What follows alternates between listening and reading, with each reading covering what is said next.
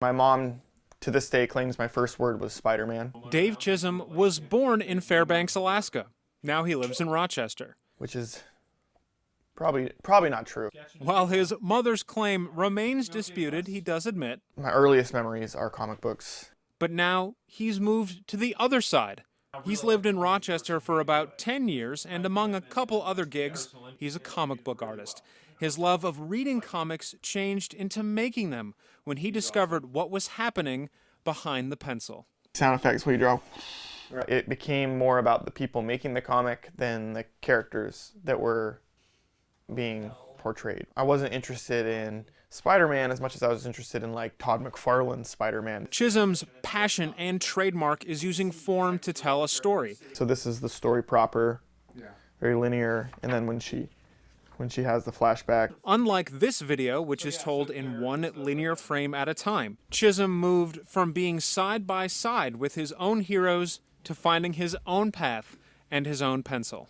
You can tell any story in comics, and if you're clever enough, you can have the form of it reflect whatever the story is that you're telling. It's really like the biggest draw for me. In addition to a hefty freelance portfolio, It feels permanent to me. Chisholm has released 2 full-length comic books under his name. The previous was Instrumental, a multimedia project that he wrote, drew, and composed music for. But he wanted to explore more stories. That became CANOPUS. Constantly propelled by the goal behind the horizon and his obsessive process moving him forward. So like when I'm working, I call it like time travel. I sit down on my drawing table and I lose like 4 hours. And I'm like, whoa. And I kind of have to be careful. I have to set like alarms and stuff like that because it's like I'm gone.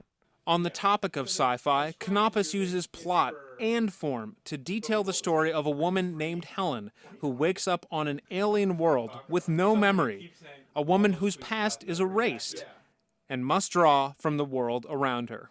Along the way, her memories start to come back gradually as monsters on the surface of the planet. But like any comic, especially ones with alien settings, CANOPUS explores very human, and in this case, the personal side of things. I have a real struggle in my internal emotional landscape with letting go of resentment and really understanding forgiveness.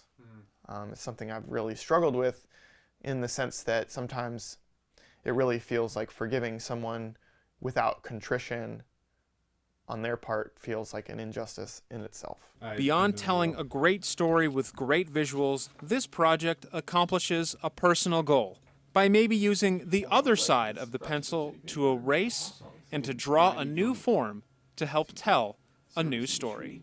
And it being on this side of it, I definitely think it's helped me. Dan Gross, News 8. Listen.